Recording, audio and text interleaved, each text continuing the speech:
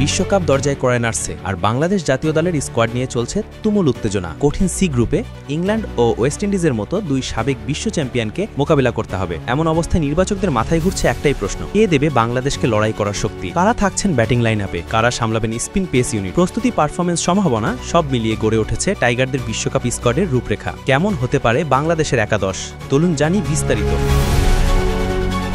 টি-20 বিশ্বকাপের দশম আসর বসতে যাচ্ছে আগামী ফেব্রুয়ারি-মার্চে। আয়োজক ভারত ও শ্রীলঙ্কা ইতিমধ্যেই টুর্নামেন্টের সূচি ঘোষণা করেছে, যেখানে 20টি দলকে ভাগ করা হয়েছে 4টি গ্রুপে। সেই গ্রুপ পর্বেই কঠিন চ্যালেঞ্জ অপেক্ষা করছে বাংলাদেশের জন্য, কারণ সি গ্রুপে টাইগারদের প্রতিপক্ষ হচ্ছে সাবেক দুই বিশ্ব চ্যাম্পিয়ন ইংল্যান্ড এবং ওয়েস্ট ইন্ডিজ। সঙ্গে আছে নেপাল ও ইতালি, দুটি উদীয়মান দল যারা যে কাউকে চমকে দেওয়ার সামর্থ্য রাখে। বিশ্বকাপকে সামনে রেখে বাংলাদেশ তাদের শেষ আন্তর্জাতিক টি-20 সিরিজ খেলেছে আয়ারল্যান্ডের বিপক্ষে। 3 ম্যাচের সিরিজ 2-1 ব্যবধানে জিতে দলটা বছর শেষ করেছে আত্মবিশ্বাস নিয়ে। আর এই সিরিজেই নির্বাচকরা মোটামুটি শেষ করে ফেলেছেন বিশ্বকাপ স্কোয়াডের কাঠামো। অধিনায়ক লিটন দাস জানিয়েছেন, এশিয়া কাপ থেকেই দলের সাজানো গোছানো শুরু হয়েছিল, কারণ একই সেটের খেলোয়াড়দেরই পরীক্ষা নিরীক্ষা করা হয়েছে। এখন তারা বিপিএলে খেললেও জাতীয় দলে ফিরে বিশ্বকাপে ভালো করলেই সেটাই সবচেয়ে গুরুত্বপূর্ণ। কিন্তু বরাবরই প্রশ্ন থেকে যায় স্কোয়াড নিয়ে। এবার বিসিবি স্কোয়াড সাজাতে পারে ভিন্ন পরিকল্পনায়। টপ অর্ডারে বাংলাদেশের ব্যাটিংয়ের শুরুটা প্রায় নিশ্চিত। পেনিংয়ে থাকছেন তানজিদ হাসান তামিম, পারভেজ হোসেন ইমন এবং সাইফ হাসান। সাম্প্রতিক সময় এরা তিনজনই দারুণ ধারাবাহিকতা দেখিয়েছেন। তরুণদের এই শক্তিশালী শুরুর দিকে অনেকটাই নির্ভর করবে বাংলাদেশের পাওয়ার প্লে সফলতা। এরপর মাঝের সারিতে দেখা যাবে অভিজ্ঞ এবং তরুণদের মিশ্রণ। অধিনায়ক লিটন দাস থাকছেন স্বভাবতই,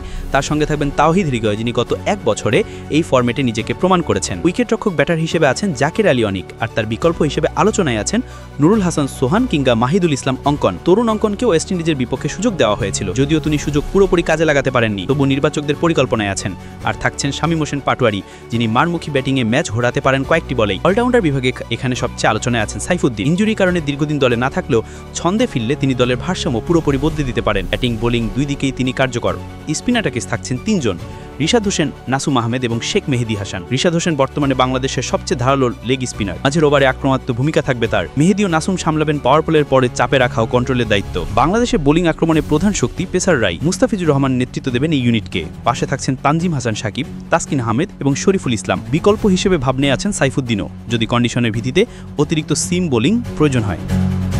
যদিও স্কোয়াড প্রায় ঠিক, তবে 2-1টি জায়গা এখনো খোলা আছে। বিপিএলে কেউ যদি অতি মানবীয় পারফরমেন্স দেখাতে পারেন, তবে শেষ মুহূর্তে স্কোয়াডে ঢুকে যেতে পারেন নতুন কেউ। বিশ্বকাপ 2026-এর প্রিয় দলের নাম কমেন্ট করতে ভুলবেন না।